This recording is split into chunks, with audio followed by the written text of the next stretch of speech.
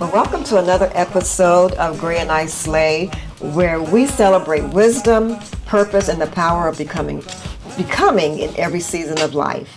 Today's conversation is very special. I'm so excited to have my guest. I'm honored to be sitting down with her. She's an incredible leader, an award-winning diversity, equity, and inclusion head of culture and engagement and corporate affairs at her company, Advanced Drainage Systems Incorporated, where she's also a member of the board and belonging executive, and the president of Central Ohio Diversity Consortium.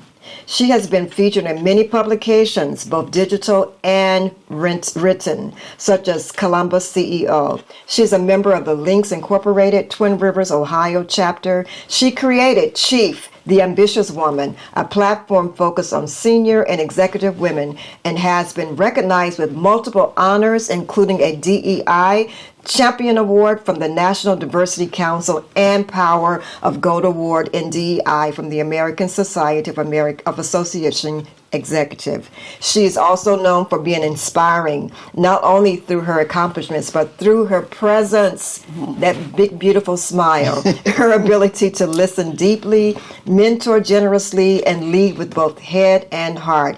She is a catalyst for change and a builder of community and a champion for those whose voices deserve to be heard. She has built an impressive career. I know I'm going on and on and on, but this is awesome. Advocating for inclusion, leadership, and meaningful change. But beyond her professional success, she is a mother and a caregiver to her daughter and her son-in-law, which speaks volumes about her heart, strength, and commitment to family. Today we're talking about success, leadership, caregiving, and what it truly means to live a life of impact. Please help me welcome to the Gray and I Slay show, Margaret D. Finley.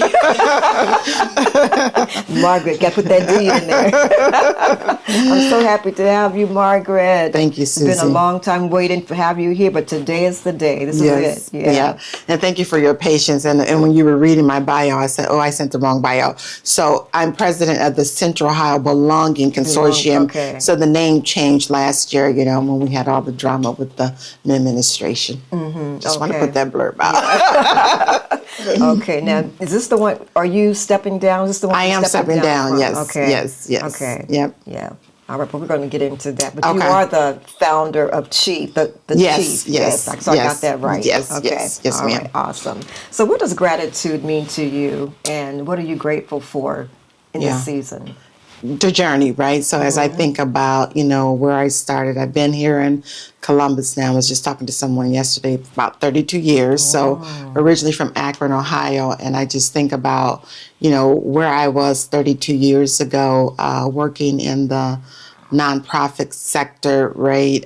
Just always had a heart for giving back, making a difference, changing lives. And so when I made the change to come to Columbus for a role, again, started in nonprofit arena and stayed there for working for Jobs and Family Services, helping particularly people become independent, leave the system, the public services system, and particularly I really had a heart around women, right, helping them do better and be better.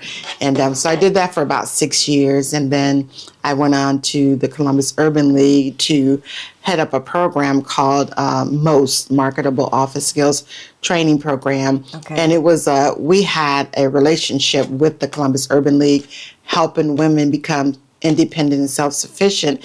And so it was through that partnership that they recruited me there to head up that program. So it was just like divine order of where my life was supposed to be going. And then, needless to say, I eventually went on to corporate America.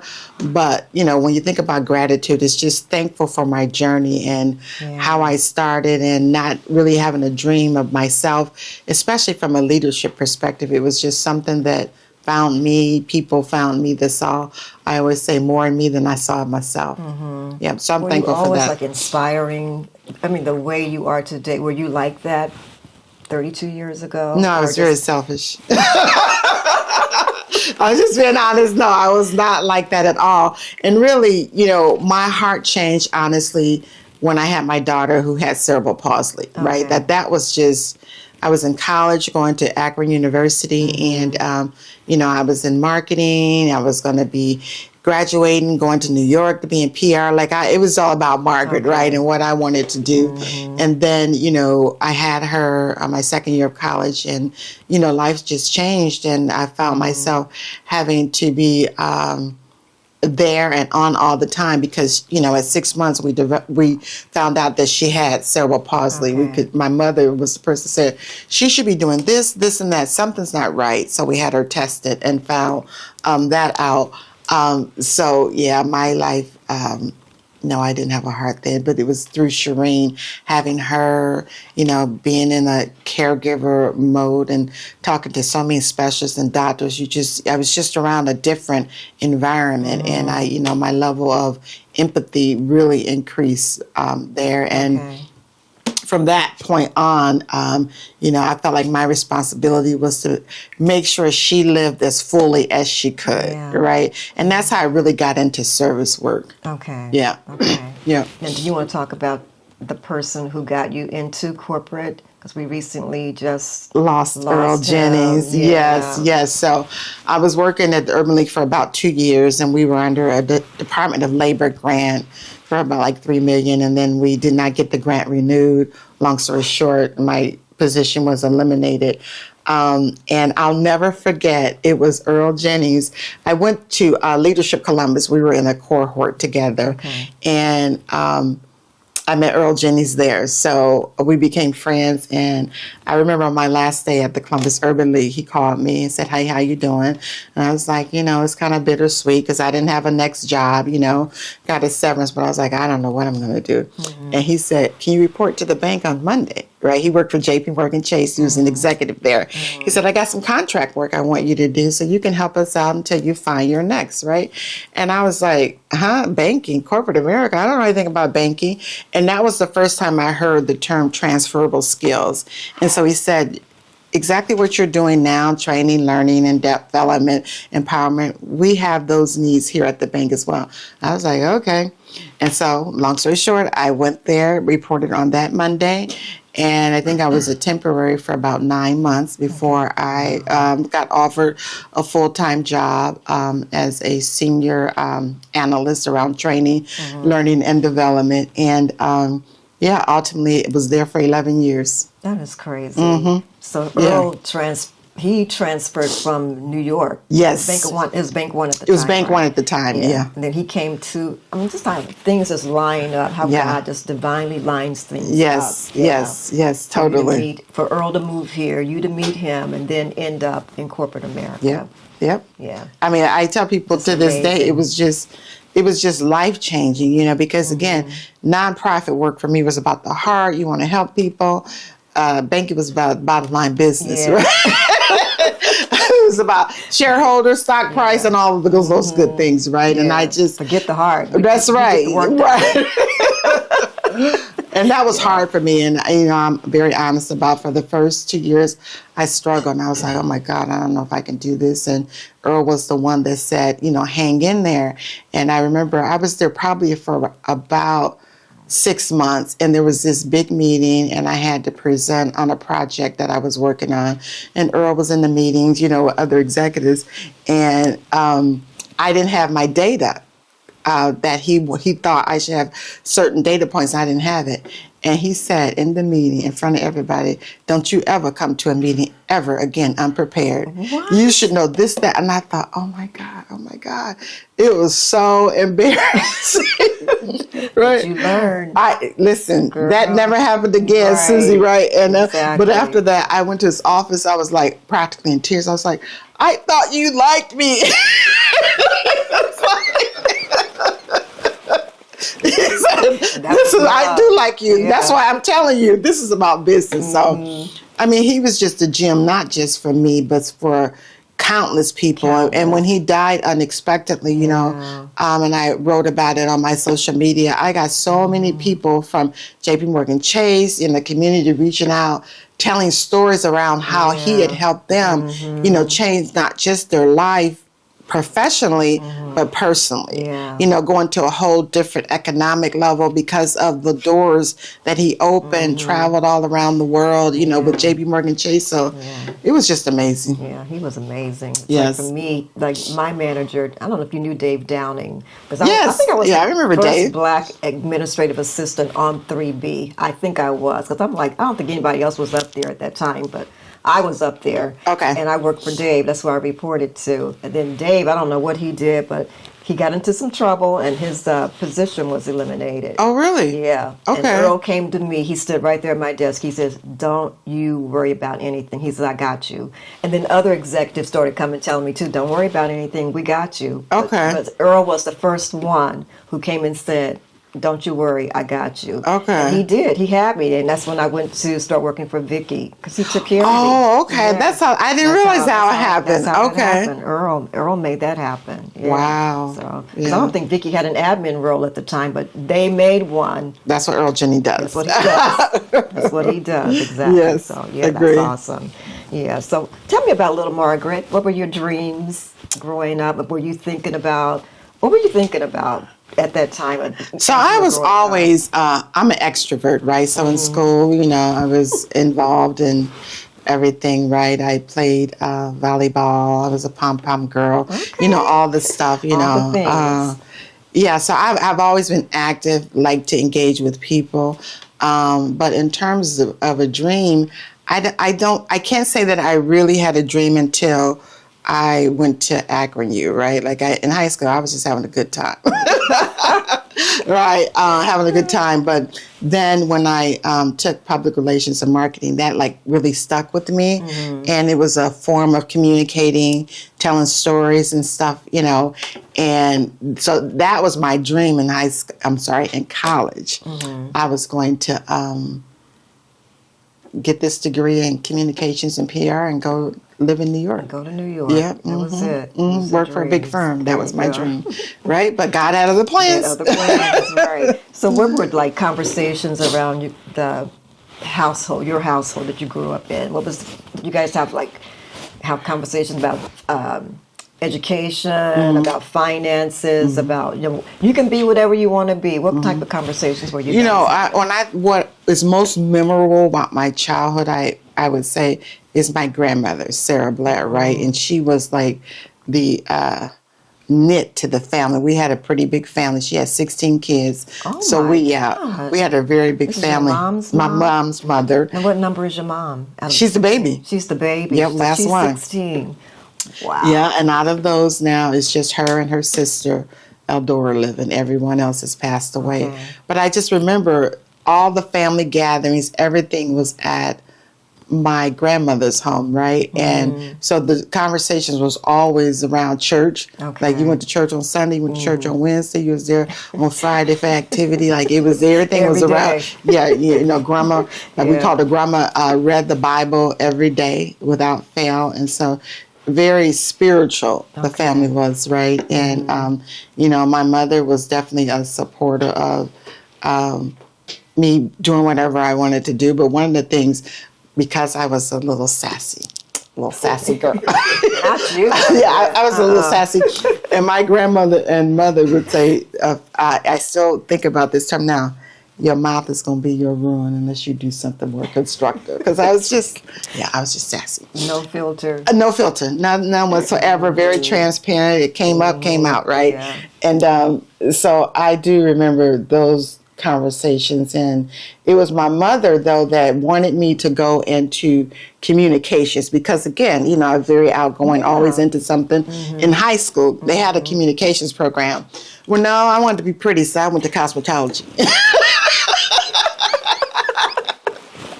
And so we joke about that now, but I was on that trajectory around, you know, communication, talking to people. And now in retrospect, and, you know, I think about, I could have been Gayle King probably. Girl. Had I listened to my mother, right? now. And yeah, so it was a good experience growing up, and you know, me and my mother have conversation now about her wisdom of things that she was trying to tell me then that I just couldn't see. Yeah. Even with, I blame her now for not being married because she scared everybody away. But, But she found herself a good one, though. you know, Well, but then now I look back at it and I get it, right? Because I look at these gentlemen, I'll call them gentlemen. Now it's like, no, that's not where I was supposed to be or who I was supposed to be with, right? You know, and so right now I just figure, you know, what Lord has for me is for me. For you. And his timing is the right timing. It's his timing. Yeah. And until then, I feel like I'm just going to live life well. And enjoy it. That's right. And enjoy. And enjoy life. That's Yes. awesome. Okay, so tell me about your journey and how you arrived at where you are today, at the work you're doing today. Yes, so I think really it started, I would say, I talked about my childhood, how I got there, or having Shireen, and Leadership Columbus, I believe, changed my life. Well, I went through Leadership Columbus and United Way's Project Diversity, and that was all about community giving back, right? And it wasn't just women, it was generally just giving back. And so that's where my journey started. And then I think about the time that I spent at J.P. Morgan Chase. It wasn't just a job. I was introduced to an affinity group called Women of Color Connections, which you were a part of, right? And we used to have this thing called coffee and coaching, right? Yes. And just that platform was there before I got there. And it just, I feel very passionate about, I would not have ascended in a career like I did without Women of Color Connections, right? Did you start that? No, I didn't. Okay. It was there when I got there. It was started there. actually by Okay. Kimberly Davis. She was out of New York. So it was part of their whole okay. diversity inclusion platform. So I just joined the group. I ultimately became chair of Women of Color Connections, right? And we, again, which opened so many doors, would not have been promoted. When you think about my career over the 11 years, started as an analyst, then a VP, an AVP, and then a VP. And all of that was in divine order around my growth and development. And, just really have continued on that path. And even when I think forward of the work I'm doing now, when I left Chase, I went to Nationwide Financial, and I took on a director's role for business operations, business excellence, right? And it was really, and Vicki King, one of my mentors, said to me, you need to broaden yourself and stretch your skill set, right? So I'm used to front office stuff, being out, facilitating training. This role was more analytical, understanding the business, the numbers and stuff. Susie, I hated it. I thought, oh my God, it paid well, but that job I hated. And I was struggling with my leader. It was just bad. But I was there for like 5 years. You were at Nationwide for 5 years, yes. Wow. The first 2 years were good. Then the last 3, how you get a new leader, it was a nightmare. So a lot of things happened. Long story short, they had a reorganization. My job was eliminated. And that was the defining moment for me, because after that job was eliminated, one of the promises I made to myself was, I will never do work that I do not love. Yeah. You know what I mean? Yeah. Not for the money, not for the prestige or anything. I will never do work again that I don't love and feel personally connected to. Yeah. Okay, so that happened. Didn't have a job, didn't know what I was going to do. Guess who called me? Who's that? Earl Jennings. And so in walks, or Earl Jennings called me, and he was like, how you doing? Like, and he was just starting Eating Counseling Centers, which was an opioid company, right, helping people with addiction. He said, hey, well, can you come over and do marketing communications for me while you're looking for your next? And I was like, okay, that's cool. So I went and did that. I was there for almost 2 years doing that. And it was just like, wow. And then while I was there, I had a lady reach out to me from the Ohio Society of CPAs and, said, hey, Margaret, I have a job open on for a strategist for diversity and inclusion. And I've always done that work as a part of my job, but never a role solely, right, dedicated to that. And I was like, I've never done that. And then again, that transferable skill stuff again. So she was like, no, I think you'd be good for the role based on your engagement in the community, et cetera, et cetera. Long story short, went there, took that role because it was a full-time role. I was working for Earl part-time. So I took a full-time role, still helped Earl out part-time. And I stayed there for 2 years. And then I got a call from Jeff, a guy I know, and he said, hey, there's an opportunity at Advanced Drainage Systems. He was head of Diversity, Equity, Inclusion, it was called back then. And he was going to be leaving after 10 months because a job came open that he had interviewed for that he really wanted. It was a promotion. And so he was like, but I feel really bad, Margaret. And so I committed that I would help them fill the role, right? And he's like, I thought about you, the work that you do. And I said, okay. So when he told me the name of the company, I said, who is that? Yeah. I was like, I've never heard of them. They're in Hilliard, Ohio. And it was like a manufacturing construction. I was like, there ain't nothing about me. Manufacturing construction. I was like, Jeff, no. He was like, Margaret, just listen to him. I said, okay. All right. So I went on the interviews. Fast forward 10 interviews, interviewed with the board, and I really enjoyed the process of the interview. I loved the people. 10 interviews? 10 interviews. Like I went through this 6 people on the team. Then they had other people I talked to. Then I had to talk to a board member, to ultimately get the job. And so I was like, okay, this is a lot. But long story short, they offered me the role, and I've been there 5 years now. Wow. Or 5 years in October. Oh, my goodness, Margaret. So that's just like God. Like, I always tell people that I coach is I feel like the best opportunities find you. It's not you going on LinkedIn looking.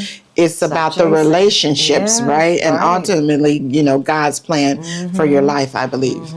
I do too. Yeah. But what stands out the most to me, I thought about this last night, I had to write it down, is your journey, your commitment to investing in young girls. Yes. And you were very instrumental in creating opportunities for high school girls, yes, which I was a part of. And yes. That's amazing. From disadvantaged schools, and was it South High School? Yep. And bringing them into Chase corporate environments like Chase, and exposing them to leadership, development programs, and even helping them show them what's possible. Yes. And then you made it possible for them to go to Washington, D.C. The inauguration. For the inauguration. Yes. Freezing cold. I have never, ever been that cold in my life. It was so cold. Yeah. And then we got lost for like hours and was walking over bridges. And oh my God, that was a nightmare. Some of those girls that did not have on the proper shoes. I said, and that's my first pair of Uggs I ever bought. I bought a pair of Uggs, and I said, my feet got to be warm. Yeah. And I looked down at their feet, and I'm like, I know their feet are freezing. I know, because they had on those those, you call them like canvas kind of shoes. I know they were freezing. Yes. We had fun though, but it was fun. Even in the cold, we found something to laugh about. Yes, we did. Instead of crying, we were laughing. So, but it's just so amazing just to see you. And so today, do you still have that heart towards young girls, helping them be exposed to different environments? And I really do. So that program that you're talking about was Chase Leadership Academy. Yes. And again, Earl funded that, right? To say, hey, this is our way of giving back. And so, the way I give back now is I don't have a program per se that was like Chase Leadership Academy, but I still do go to speaking engagements that focuses on girls, right? My primary focus is on women and girls. I just don't have it defined yet, right? But when we start talking about Chief the Ambitious Woman, that is the vision to have these little chiefs, and how do we bring them along, something that I'm working on too, and particularly looking at working with, hopefully, and I know a lot is going on in Columbus Public Schools, but I would really like to have a partnership with them because it was just so beneficial and help change lives. And like, remember, those girls hadn't been out of Ohio, right? They weren't exposed to anything, and I just think exposure is very important. So, that is definitely something that I would like to do again. And we fed them good too. Yes, we did. Nice hotel. I still have my jacket, the big bubble light. Yeah, blue, jacket. sky I still blue. have it. Yeah, I have the looked picture. at it and I'm like, should I give it away? Like, no, put it back. Yeah. Don't, not yet. Keep it for now. But yeah, I still have. But I know somebody could probably use that jacket and stay warm. But right now, it was a puffer. Yeah, I it's remember a puffer. that. Yeah, exactly. Okay, so. Yeah, I just love the work that you're doing and how you're just elevating girls and women. So I just think that is probably a lot of why you are where you are and all the blessings that have come your way, because you just give back, and it's like, well, who pours into Margaret? You pour. Sorry about the the ad lib. We have a little ad lib going on over there. But who pours into you? First and foremost, God pours into me, right?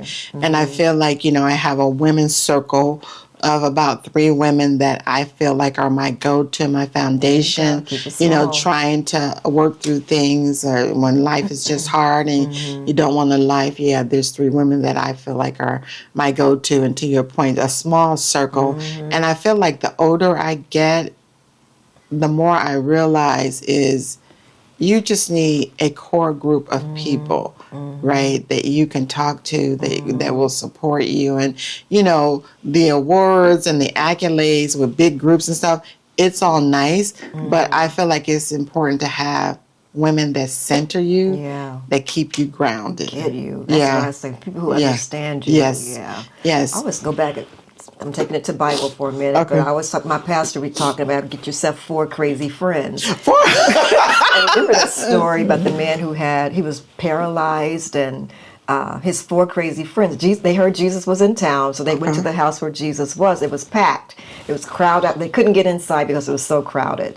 And the men climbed on top of the house, and they opened up a hole, and they had the man on the mat, and they lowered him down to where Jesus was, just so he can get his healing. 4 crazy friends. Wow. And they were talking, and then he said, sometimes they probably would stand in their mind. Somebody was like, no, it's too crowded. We just need to turn around and go back. And one crazy friend was like, no, we are here. He is going in there. He's going to get his healing today, because he's been, sickened down, paralyzed way too long. Today is his day. So I think every time I think about my core friends, I think about like 4 crazy friends. That's all I need. Crazy friends who will not let me stay where I am, settle for less, and that's all I need. Yes. 4 friends that's going to push me when I'm ready to sit down, like I'm done. No, you're not, Susie. That's you're right. still breathing. You still have life. You're not done. That's right. Yeah. So that's what we just need. Yes, we do. 4, if not 4, 2, right, or 3, or 1, whatever it is. But you need crazy friends who's not going to let you settle. So yes, I just had to go off there for a minute. No worries. So what first inspired your passion for diversity, equity, and inclusion and belonging? What inspired I would that? say that probably was during my time at, I won't say the company because the story's not nice, but it was a particular company that I was at, and, having some challenges. And I'll never forget, a woman said to me, well, you're a diversity hire, and the only reason why you're making the money you're making is because we needed some diversity, And I feel like, she said this to me, I feel like we have to justify your salary compared to your peers, right? Wow. It was just so insulting, right? Yeah. And I just thought, and I reported her, right? I thought, this is racist, right? It's prejudice. And when I went through that whole process of filing a report, because that's what I did, I was just so distraught by it. That just clicked for me, and then when I started hearing other people's stories, and particularly Black women and some of the things that they went through in the workplace, particularly corporate America, and how they were treated and undermined, second guessed, marginalized, and all those things, I really started digging in, and then again, going on to JP Morgan Chase, spending 11 years there, the work that they were doing around diversity inclusion. And I remember the first town hall where the CEO, who was still there, Jamie Dimon, came to Polaris Parkway, and we were in the big foyer area, and I remember he was talking about diversity and how at the senior ranks, he felt like he was like, we're doing a terrible job. We're doing a terrible job, and we've got to do better. And I need every leader to sign on. And oh, by the way, I'm going to tie your bonus to it. So if you don't get these numbers right, then it's gonna get your pocket right. And he said, no, by the way, let me be clear. I'm talking about black people. Yeah. I will never ever forget that. Too, yes, Jamie, he does. Oh my God. Jamie. Yeah. He will use some. Yes, Get he his does. point across. Yeah. And then shortly thereafter, they had a Black Leaders Forum in New York. So they brought all of the senior and the executives to New York, and then they had they were called high po folks that they invited. So I got invited to that, and it was just amazing. He was talking to board members that were talking about diversity, right, and how J.P. Morgan Chase, no, it was Bank One at that time. How Bank One, no, because it was Bank One, then it went to Chase, right? No, so I joined when it was Bank One, yes, and then it went to Chase. Yeah, but it was just amazing. So my passion started there, and it just carried forward.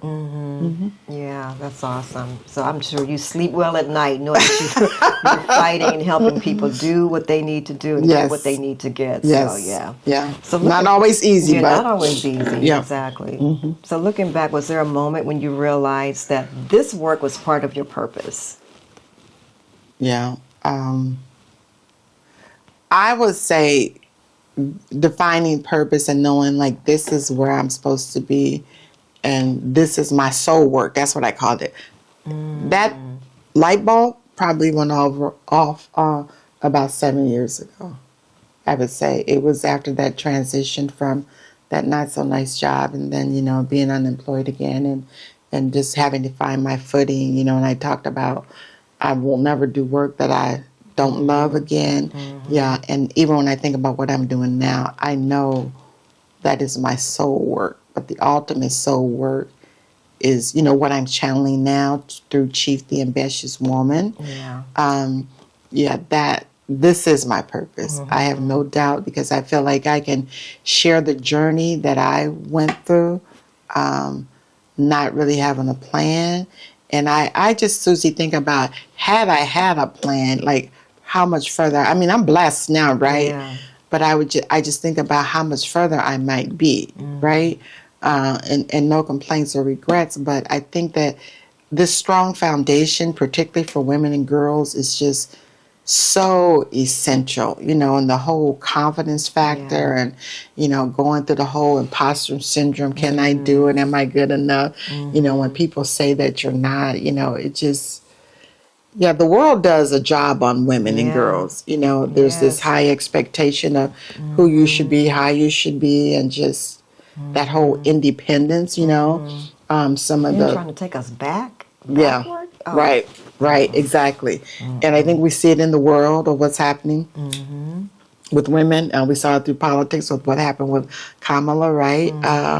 And Hillary. That's where we are. And it's just like we can't settle, right? We got to keep trying, and I just hope in my lifetime that I'll see the benefits for all of the work that we're doing. That one day women voice will be just as respected or even more respected as men are. Yeah, that's amazing. But like you said, managers and people like Jamie Dimon, who still to this day is an advocate. He did not, right? Like you said, what you want to say, and it's not bothering us. Right, exactly. We're still going to do the work, and I admire that about J.P. Morgan Chase. Yep.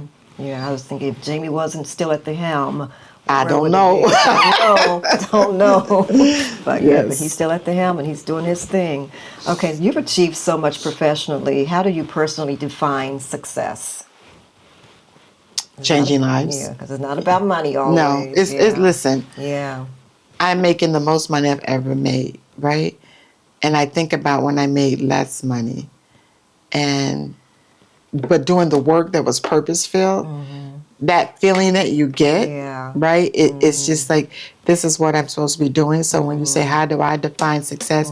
It is knowing that I changed someone's life, that my intervention or coaching or development helped them see more in themselves than they were seen, right? And, I think about a couple of my mentees and how when they were struggling and the conversations we had to show them that, no, you are worthy of this. And so that's what gets me excited and keeps me going when I see transformation, particularly in women that are second guessing themselves or don't think they're good enough. Yeah, the you know what I imposter mean? syndrome, as you said. Yeah. Not Yeah, enough. it just, or women that think that they can't be, that they're not good enough on their own, So I'm single. And honestly, most of my friends, well, one is a widow, are all married, right? And so my mother would often say to me, do you ever think about that all your friends are married? And I said, and I hadn't before, and I was like, that is a good point. But the single women I do know that I'm not as, we're not as close, a lot of them feel like, okay, this journey to get married or to find someone, I got to zoom in on that. And I left that alone about 5 years ago. I just thought, you know what? I know what a good relationship feels like because I had bad ones, right? Yeah. And it was a woman that I know that said to me, you don't need a man, significant other, or a husband to be a good person, right? Or to feel good about yourself. Yeah. And I think that sometimes we have these expectations that you need that to feel like you are worthy or good enough. And that bothers me, right? Like it is, God has happy. You can't right, be happy exactly, by yourself. That's it, right? And I just really feel God has a plan for all of our lives, right? And I tell my mother, I said, Mother, it's not that I'm against that. It's just that I'm not going to settle, right? I'm not going to be controlled. Well, I never was really controlled. That's kind of hard.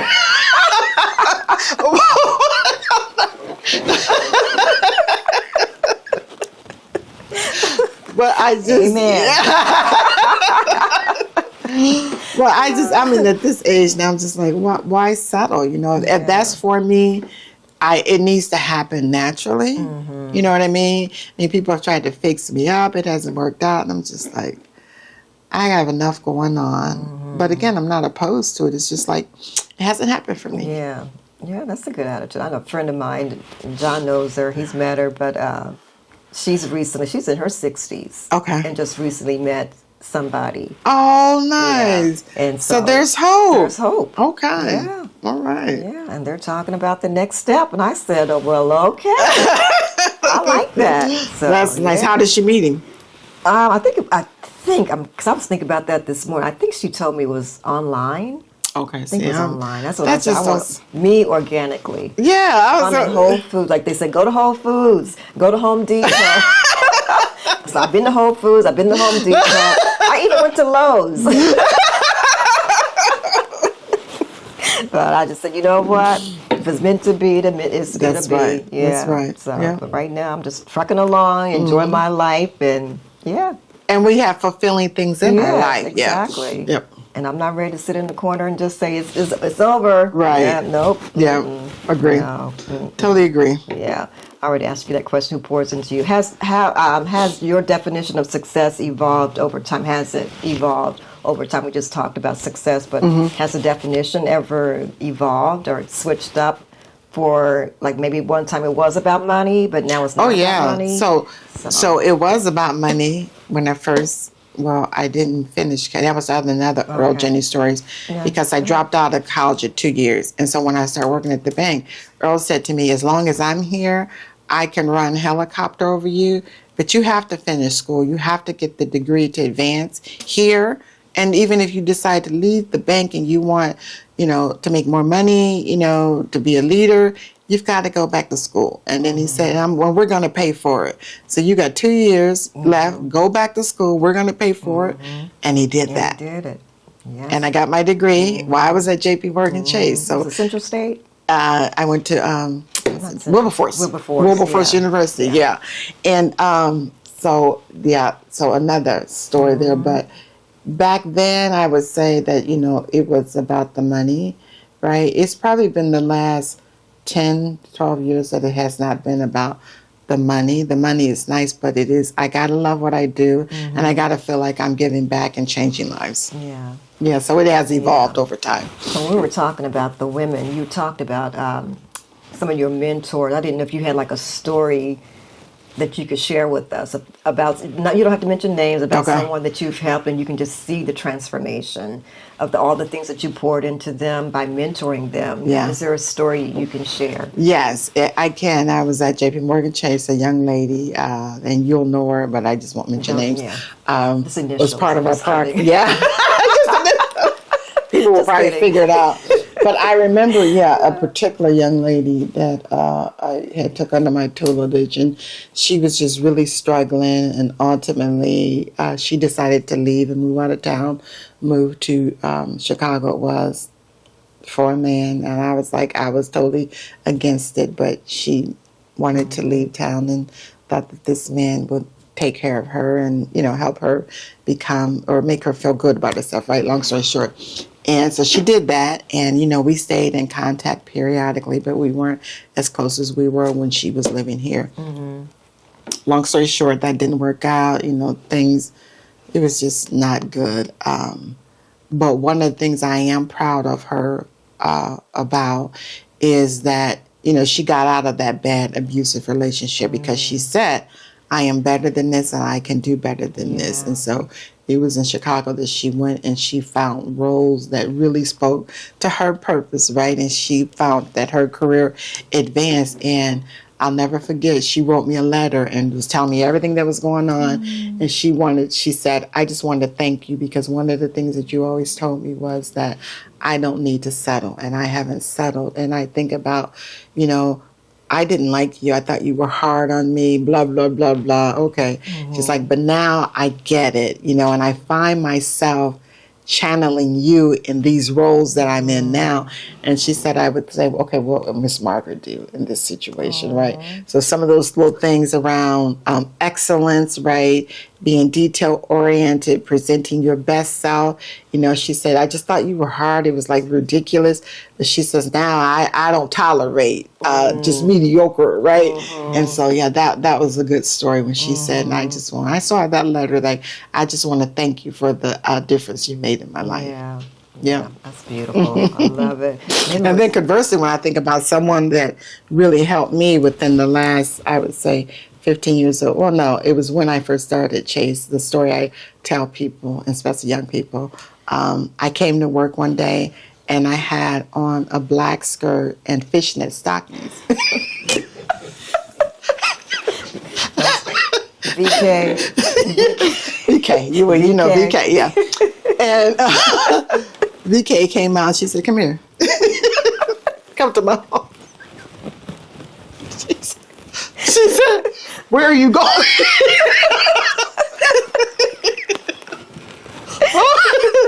She said, where are you going?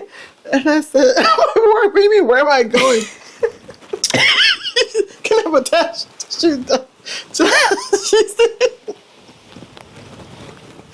She said, this is inappropriate. Oh my gosh. She said, this is inappropriate. This is not Club Chase. This is J.P. Morgan Chase. And she said, you will never come to work like that. Did she send you home? No, she didn't send me home. She just said that this is not appropriate. And so then, she was said, so, all these little men that come to your little kid, I guess it started to be a joke after a while, but that was like, I just thought I was being cute. It was a funny. Being cute, all right. But from a corporate perspective, she's like, your image. Mm-hmm. That's when I really learned about image and brand and how people perceived you. And her conversation to me is that how you want to be perceived as you think about elevating your career. Yeah. And this is not the right way to do it. How far would you have gone? Yeah. Yeah. And VK was a sharp dresser, Yes, always very immaculate professional. Yes, and she professional. was. So I learned, that was my lesson, like, no more fishnet stockings. I can hear her now. Come here. Come here. That is hilarious. Yes, It's a good story. I love that. Okay, so what are some of the challenges women still face today pursuing leadership roles? The undermining, right? The second guessing, feeling like you got to be twice as good, to get an opportunity. The wage gap inequity of how women are paid compared to men, like that's public knowledge, data on that. Another reason I started Chief the Ambitious Woman was because of a 2025 study by McKinsey and Company, and they talked about that women are less ambitious, right? Because of all the things they've dealt with, caretaker, motherhood, all of the things, and how their ambition was waning, right? And how even companies and corporations are not investing as much in the development of women and, senior women, executive women, and why, and all the things. And so, that's a real thing. And I just think we have to have a network that pours into us to say, yes, you can do it, and I think the best way is surrounding yourself with women that you already see there, right? And then, I think some women get there and forget about the rest of us, right? And I'm not afraid to poke the bear, and so I sometimes get in trouble about that. Like, I feel like you have a responsibility, not, I've made it, so you go get your own. Yeah. I see some of that as well. I did. Figure it out. Right? Exactly. Yeah. Wow. Interesting. Yeah, so those are still the challenges, and even some of the things I'm working on with this platform is having these courageous and essential conversations with what I call the gatekeepers in our community, right? And only believing or thinking you have to have this certain pedigree to be a leader or to matter, right? Or to have a voice in the community. There's these select folks. And so that's when I think about the diversity, right? Social, economic, where you came from, where you went to school, and look, I am not opposed to anybody accolades and great schools and all of that. But the beauty about diversity is when you can bring generations of diversity together, right? To have conversations and to help bring along others, not just to say, well, if you don't meet these 3 to 5 criteria, you can't be in this circle or you can't show up to this event, right? Because you're not worthy or good enough of this caliber. Like, that just drives me crazy. And so I'm just like, well, who are you? Like we are. Yes. We bleed. You bleed like I bleed. Exactly. You put your and it's red, on right? One leg at a time, like exactly. I do. With big girl panties on. One leg at a time. Yeah. And I just think we got to do better about each other, because I just think about, honestly. Women, why would we look down on another woman? Why? Because I think, Susie, because you have a circle of women that you surround yourself, so they give you adoration, edification. So you're like, I don't need that other stuff.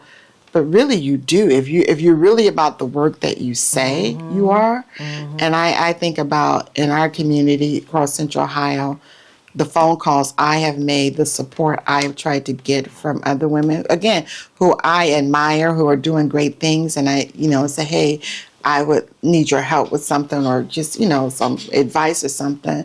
They're like, oh, well, you're not one of these, so like, I can't help you. Like, I could tell some stories, and I'm probably gonna get in trouble in this next year because I'm about to.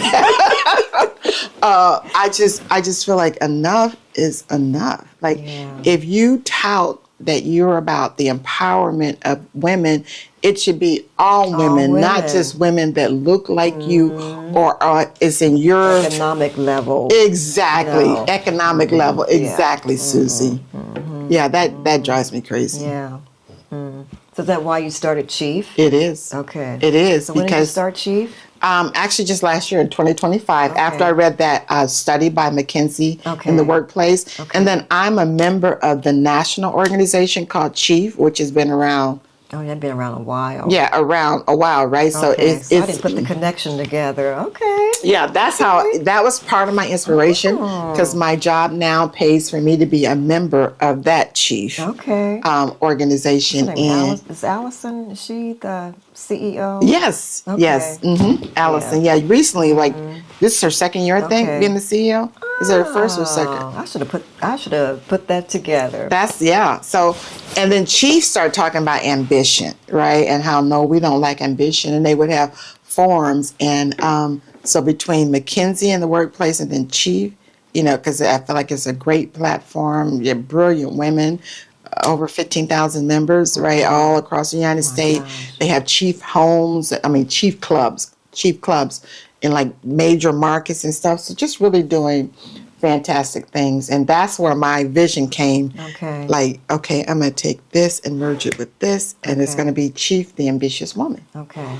Now, is that with Allison? No. So it's not a part. Okay. And I thought about that. So I had reached out, to share, hey, here's what I'm thinking, what I'm going to be working on, but it's not a part of their focus or curriculum, right, per se. But I do hope that they will support the work that I'm working on to unveil, which is really around the development of younger chiefs, right? So how do they ascend? You get into the work world, and then how do you ascend to these higher levels to be ultimate leaders? Margaret? That's my vision. So is that why you're stepping down? Yes. To put more time in. Yes. Yeah, like I know people say we can do it all, but you can't. Yeah, you're right. So as I think about my role as president of Central Ohio Diversity Consortium, this will be my second term as president. And then I just thought, no, I can't do that and this too, and do it well, right? I could probably do it, but I don't want to. Yeah. I know my energy level, and I don't like half doing things, nice way to say. Yeah. So I'm like, no, I'm going to have to step down. So I'm not going to run when my term is up in November. Okay. Yeah, to focus that time on chief. When you mentioned the name Margaret Finley, who was I talking to not too long ago? And I said something about, somebody asked me, when's your next podcast? And I said, next Saturday. It was last week. And I said, next Saturday. And they were like, who is it with? And I said, do you know Margaret Finley? Do I know Margaret Finley? I'm like, Margaret is like... Margaret is very well known. Somebody I wouldn't think that would know you, but yeah, they know the name. Really? I know the name is what they said. Okay. Yeah. Yeah. It's funny. I was on a golf course with our job. We were sponsored for the memorial. I saw you. The dress. I said, look at that dress. Give me that dress, girl. That dress was cute. Thank you. So we were, you walked up the golf course and you meet people. And so there was one gentleman's like, hey, Margaret, we started talking. And so he was with like 5 guys. And so the one, he was like, let me introduce you to Margaret. And then the one guy said, he said, do you know Margaret? He was like, well, who don't know Margaret? And I was like, huh?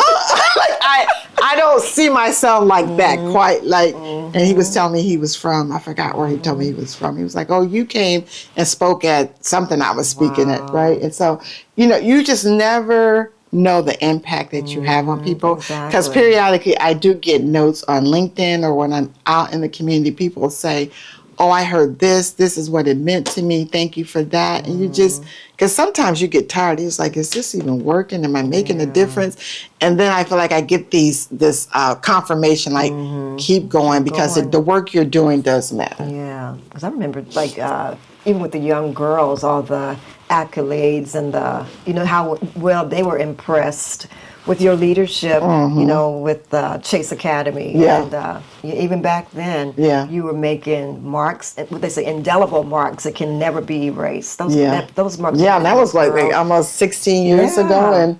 And I think about that. A lot of them still remember Margaret Finley. Well, and I still, like some of the women that was in that program, we had the program with Ohio State too. Sisters with, I'm going to mess up the name, but when I look at some of what those sisters are doing now, like Habiba is over the CEO of Dress for Success. She was in that academy back there that JP Morgan Chase sponsored. And then some of the other ones that live out of town now, I'm just looking like it all. I still have the pictures of our graduation and Donna James was our keynote speaker. So it matters. The work that you plant the seeds, and then like a decade later, you see these people doing wonderful things. I mean, I never would have met Joyce Beatty. Beatty, I yeah. would have met Donald James if it hadn't been for that program. Programs, exactly. Yeah. You invited me in to help. I'm like, sure. I don't know what I'm getting into, but sure. Well, and you were soaking up the wisdom and the knowledge of these great women in our community. Exactly. Yeah, I remember that. Yeah. So, again, I don't know. I just get chills sitting here as we're talking about way back then, and where we are now. And I was at an event this week, and someone was saying to me, "Oh, you're just doing so many things. Do you ever get tired of being fabulous?" And I was like, I feel like I'm just doing what God has for me to do. You know what I mean? It's just, and like all these accolades over the last 5 years is something I never imagined. But I put all the work in, Susie, way back then when we were doing. Yeah. This over 15 years ago. Sowed the seed. Now it's reaping. You're reaping the harvest. Yep. That's awesome. Yep. So that's what, that's the testament to being true to who you are and being true to what you say you believe in and what you value. Exactly. And the rewards don't always come when you expect or think that they should. Time. Yeah. Yeah, because when we was doing that grunt work and the grind, there were no accolades and awards, Susie. Right, no. None. No. You were, JR. You was instrumental. Yeah. He was. Even in the work that we did at JP Morgan Chase, and just my creativity. Like, I tell people all the time that JR is my go-to photographer or any event. The one I had last year for the woman to woman in my backyard. He comes to all my events and then help me market it, right? And just people like that matter, right? Yes. And again, I just think about the grind, and you don't do it for the accolades. You do it because that's what your heart wants to do. Exactly. So I like what you said. I feel like now I'm just reaping the benefits of all the stuff that has been going on for years now. The seed was growing. Like this thing. Okay, I don't want to get spiritual, but that's please me. do. That's just me. Yes, please do. When you plant the seed, we can go there, right? Yeah. It's growing underground. You can't see it, but it's growing. Yes. Margaret, it was growing all along. It was even when you couldn't see it. That seed was growing. It was. But now, eventually, that apple tree is going to come up, and it came up, girl. It did. Girl, you are reaping the harvest. And it's beautiful to watch you. So that's why I kept saying this. I can't wait for this conversation. And then that question I thought about last night. So, let me go let me write this down right now because I didn't want to forget asking. And I thought about those girls. Yes. And that trip we took to D.C. I said, wow, spending the night at your house, getting up. I think we had maybe 2 hours of sleep. Right, getting up at the wee hours of the morning. They were so excited. Everybody was excited. Yes. Yeah. I remember the bus broke down. Yeah. And the police officer got on. You in a bad area. Don't you guys get off this bus? She said, they took us to wasn't it a shelter? They took us to a shelter. We went to a shelter because the bus broke down and they brought McDonald's in. Oh my God. It was She said this is a bad area. Oh yeah. You took pictures of us in our blue and stuff at the house. Yes, you came and did that. I still have those pictures. Yeah. So some good times, some good memories. Good memories. Okay, so let's talk before we wrap up. Okay. Your caregiving. What has caregiving taught you about strength, resilience, and love? Because, girl, the way you pour into I was driving over here. I'm like, Margaret gives her kids great experiences, the travel, the concerts, the outfits that you guys. I said, look at them. Y'all were looking good. So for Bruno Mars, yes, we had a good time. Tell me about that. What has that taught you? Again, that whole, I did not want what the doctor said to me about Shireen, of how she would always be dependent upon me. She was never going to be able to go to school or regular school, right? She would not work, right? All the things, she had club feet, she had a problem with her eyes, and she was walking in a walker till she was 2, and they just, gave her a very dim outlook. And not just me, but my family, my grandmother, my mother just said, no, no, we will not accept that, right? And so we, from the time 6 months on, we had her in programming, schools, and, the best decision again was when I left Akron and came here, left Akron Public Schools, and, she came and we were in the Westerville School District. Okay.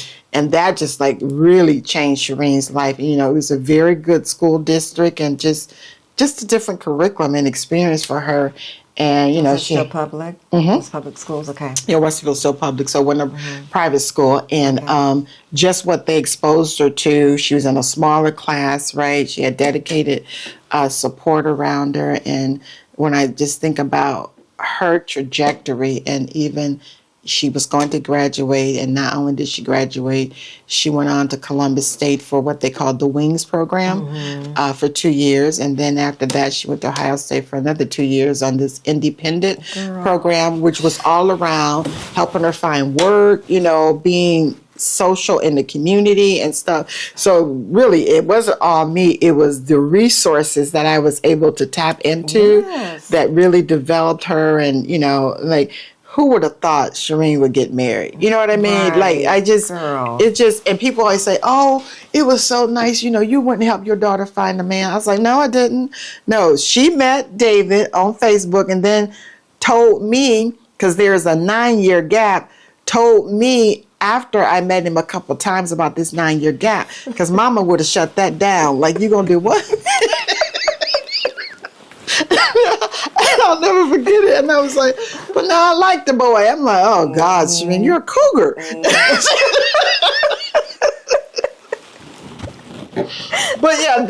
But I come to find out there was Special Olympics is called, and then for the folks in their community, they would have these dances. So she actually met him 3 years prior, and they just kind of lost touch. And then they saw each other on Facebook, and that's how that happened. Then they like, oh, I remember you from the Wings. It was called Wings Dances.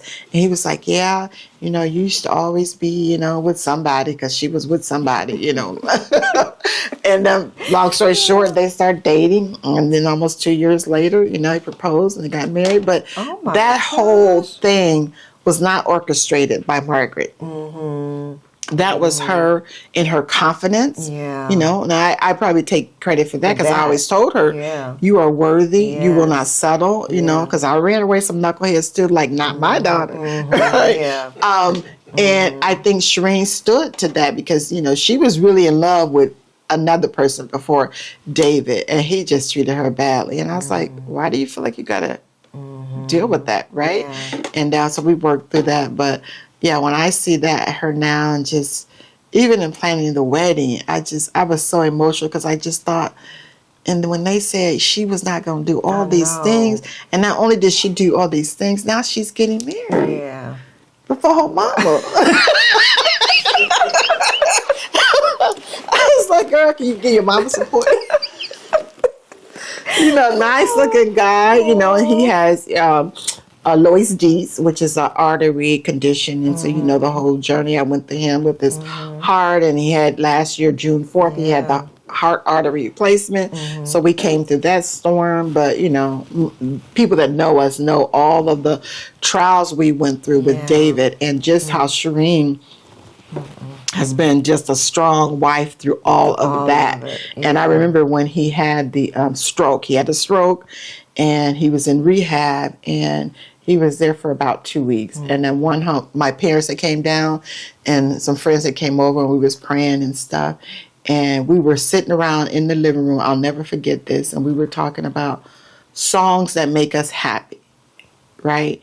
And we each had to sing a song and say what it meant to us. And girl, Shireen sang a song by Phyllis Hyman that had everybody crying. What? And the song was You Don't Know What I've Been Going Through. Yeah. Oh my God, Susie. Without you. And it was like I get chills just thinking about it, and how she was talking about how she missed her husband and how hard it was to go into this rehab.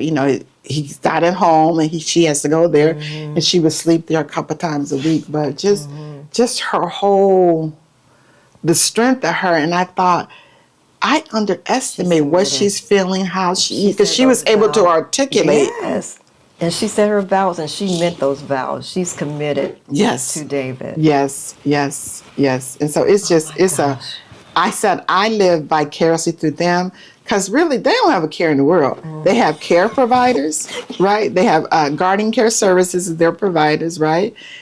That helps them throughout their lives. They have transportation, because they can't drive because of their condition. They got people picking them up. Like I'm helping pay the bills. Like you're not like you. What stresses you? Right. You know what I mean? Go to sleep at night. Right. Knocked out. When the rest of us seriously. are like, okay, God, what about this and what about that? And they knocked out. You talk about being in bad moods and stuff. Like they don't have bad moods because they're always, hi, good morning, how are you? You know, I'm like, oh man. They don't have a care. They get frustrated by some friend stuff, but just, worrying. I just, again, not just me, but the providers that help David and Shireen, the employers. Shireen's been at Ohio Health for 8 years. David has, at Ohio Health and Guest Services for 8 years now. David is at Warehouse Integrated, so he makes benches. He's been there for 10 years. But how the employers have accommodated for their skill set and to say that you belong here. The testimony is real. Awesome. And I was thinking when I was driving over here too, because I know the life expectancy for David was not good. No. He's still here. It was 25 with his heart. 25, and David is, Shireen is 41, so David is David is 31. No, Shireen, 31. Okay. 31 or 32 David is, because Shireen is 41. Yeah, and just, his life expectancy. And Dr. Moss, his doctor, she's like, Margaret, I'm just amazed that he has gone this long without having to have the surgery, the artery bust, and he did. But, she said, but we've been watching the numbers, and it was last year when she said it's time. But even before that, she said, the year before, I think it's going to be next year, and sure enough, it was.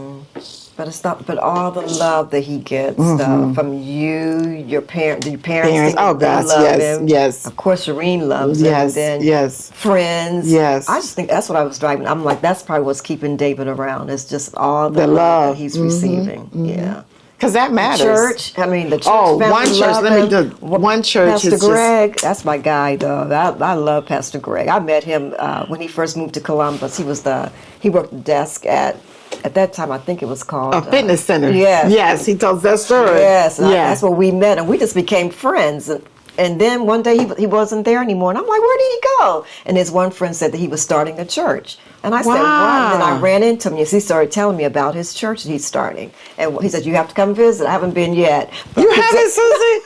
Oh, my God. That church is blowing up. And it's getting ready to be even bigger. Yeah, I see the construction going on. It's that has been so grounding for David and Shireen, because we met him because they went to Special Olympics. The prom, Night to Shine. Night to Shine that they do. Tim Tebow, right. Yes. And they went there and they met Pastor Greg, because they used to go to the one out east and I forgot where David's godmother was. And she said, oh, they're not having it, but Gehenna is. And that's how they met. And they just headed off. And long story short, our childhood pastor, Pastor Joy, was supposed to do the wedding for David and Shireen, and it was in COVID. Yes. And he's like, I can't, And one thing I will say about 2020 and COVID, it saved me a lot of money on the wedding, because that guest list got in hell. We had 150 people. I think ultimately there was about 75 people at the actual wedding, so they saved me a lot of money. But that's right. Greg, Pastor Greg, and my mother said, well, David talks about this Pastor Greg all the time. Do you think he would marry them? I was like, well, I don't know him. I called him. He said, absolutely. Wow. And he married them. Yeah. And they've been there ever since. I saw the pictures. I'm like, Pastor Greg, what? Yes. Yeah. That's how that happened. Mm-hmm. Now, do you go there too? I don't. Just David and Shireen goes there. Mm-hmm. And it's a much younger audience, and not that older people my age are not there. It's just like, that's their thing, right? that's not where, and I love Pastor Greg. I think he does the word. It's just not He's where I've been amazing. led. Yeah. Yeah. Yeah. My son and his wife recently started attending. Oh, did they? Yeah. Okay. Yeah. Yeah. Yeah, they like it. I'm like, and he's like, you should come. I'm like, nope, not, because you again, it's like that generational. It is. gap. I mean, Yeah. and that's a nice way to say it, Susie. There is definitely a generation gap, and I don't bemoan that. I just know my place. I don't feel like that. I'm called to lead there. Yeah. Yeah. Yeah. I hear you. But this has been so good. I got more questions, but I know John's like, could wrap it up, girl, and I know But anyway, I want you to look at this camera, and I want you to, what is one leadership lesson that taught you about people? What is one leadership lesson that's taught you about people? So if you could, but don't look in the camera on that one. Just talk about that one. And then there's another question I want you to look in the camera on. Okay. One lesson about people is you have to forgive them and meet them where they are. And I'll start with forgiveness, right? Like there have been people in my life, and I'm sure yours, that you thought had your back, cared about you, and for whatever reason showed their colors, and the angst and the pain that you go through when you lose a relationship that you thought was something that it wasn't really, right? And for me, that has probably been the biggest lesson I have learned is around forgiveness, because that's where they are. That's not where you are. Yeah. And particularly, with all the work that I do around women have hurt me the most. When I just think about the whole journey, right? It's been women that have turned on me, stole my man, I'm serious, real talk. That, it's just like, and my most painful one, like I said, I'm pretty transparent, was Shireen's father, when I had Shireen, and all that I went through with that pregnancy. And, I had this one girlfriend, bless her soul, she's deceased now, she died. But, we were just like thick and thin. She would come over and take care of me. Not only did she start dating him, 1 year later she had a baby by him. I was like, oh my God. Like, so I was just like, who does that? Yeah. Gail King. You heard her That's story, right. Oh my God. Yes, that recent one. That's why she's like, when she said, I said, I thought you were my friend. Wrapped up in her bath towel. I'm Right. like, Gail. But, Susie, I'm just like, how do you, I don't understand women that does that to a friend. To your friend. Yeah. Like, what are you thinking up here? That you would say, because I want a man and it's it just doesn't work for me. So the thing that I have learned, I would say about that is you have to forgive and you have to meet people where they are, because, people are not always at the same phase of your life as to where you are. Yeah. And it doesn't mean that they're bad people. It's just like, that's just not where you are. And sometimes you have to let those relationships go, have them from afar, right? Yeah. Tyler Perry often talk about people on the front row, in the middle section, on the balcony, and in the mezzanine and on the balcony. You have those categories of people in your life, and that's where they are. And it's not that you don't love them, but you love them from afar, and you know what you can expect from those people. That sounds like that book I'm reading. It's called Relationship Intelligence. Oh, okay. And it's talking about I think I saw that. Darius Daniels. Oh yes, my God. yes. Put people in I took a picture of that. Yes. Yeah, that book is so good. And how okay, thank you for saying that. Yes, it's really relationship good. intelligence. Relationship intelligence. Yes. Yes. Yeah. Like emotional intelligence, but this is about relationships. Yeah. I love that. Yeah. It was catchy. When I saw it, I was like, well, that sounds catchy. Let me check into it. I'm like, oh yeah. I saw that on Instagram. I took a picture like, okay, get this book. Yeah. It's very good. So you like it? I love it. Okay. I love it. Very good. I got like 15 books I've got. I'm going all at one time. I'm like, girl, stop it. Buy it. You see another title. You're going to buy that. Start reading that. I need to stop. Yeah. At some point, I'm going to finish a book. Out of all those 15 books on Audible, I'm going to finish one of them.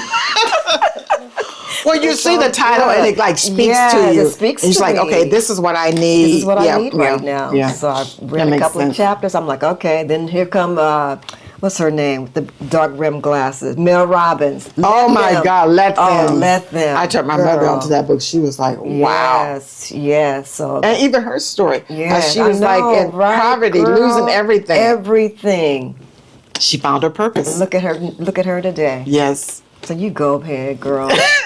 Go ahead, Mel. Yeah. Yes, so I love beautiful. Mel I do Robinson. too. Yep. Okay, so now I want you to look into this camera. And what advice would you give to women who are striving to build meaningful careers? And they may feel like, like you talked about that imposter syndrome or not feeling that I'm valuable or that because, women, we deal with that mentality. I'm not enough of whatever, fill in the blank. I'm not enough of that. Yeah. So what would you say? So I would say, to thyself be true. And with to thyself be true, that means giving yourself grace, right? For every iteration of your journey, it's for a purpose, right? The good, the bad, all of it, right? That understanding what your purpose is, and and trusting. That's the other thing. Trusting the process over the journey. Again, I said a little earlier, I never would have expected the accolades that I now receive, but now I realize it was part of the plan, right? I've been doing the work for so long, and what you said, Susie, about planting the seed will grow, right? And when you're committed and true to who you are and what you are and that purpose, you will find your way. I often talk about that's another part of my message is helping women find their way. And this whole being authentic, being who you are, unapologetically, right? I think is important. And once we accept who we are for all of it, right, you find peace. And so that is my highest hope for women, is that, you find that purpose and your why, and you stand truly in that. Yeah. That's beautiful. Love it. Margaret, thank you. I'm Thank so you, glad Susie. that we finally made this happen. Me This is too. Amazing conversation. Because we didn't make it happen because David had an episode. He still has these nose episodes, and we was up all night. And that morning, I think I texted you like at 6:30. It's like, Susie, I can't do it. We had to go to the emergency that day. So that was over a little month ago. So thank you for your patience. It was March. Oh my God. March. Yes, it's Women's History Month. Okay. But you were my Women's History guest. But it's okay. But it wasn't supposed to happen that time. It happens today. Yes. Well, I didn't realize it was that long. Okay. Yeah. But thank you for thank you. allowing me the grace and being here. This has been a fantastic conversation. And I love the work you're doing. I see your work on Instagram and your motivation and your spiritual part around the center, God being the center. So, we're in a good journey, together. I tell people I love my life. I'm loving mine. That's right. Absolutely. But you have to come back. Because I've got more stuff to ask you. Okay. So we have to. Always a pleasure. Before the end of the year, we have to have you come back. Okay, that sounds wonderful. Finish up and just talk about 2027. What's happening? What's happening for you? I know, because this is June. This is June. Yeah. Exactly. So this is amazing. Okay. But anyway, thank you guys for being out there with me again. I do appreciate you for always hanging in, supporting and subscribing and liking and commenting and then sharing. So please share this conversation because she dropped a lot of gems. And if you know some women who are struggling with their identity, with their just their self-improvement, self-reliance, whatever it is that they're struggling with, make sure you send in this conversation because she's dropped a lot of things. And we're going to have Margaret back, Margaret D. Finley. We're going to have her. There could be another Margaret Finley somewhere, but there's not another Margaret D. Finley. Thank you. So you were amazing, Margaret, and I do appreciate you. So again, thank you for joining Gray and I Slay Show, and we shall see you the next time. Be good, stay bold, be confident, and love God, love yourself, and love others. We'll talk to you soon.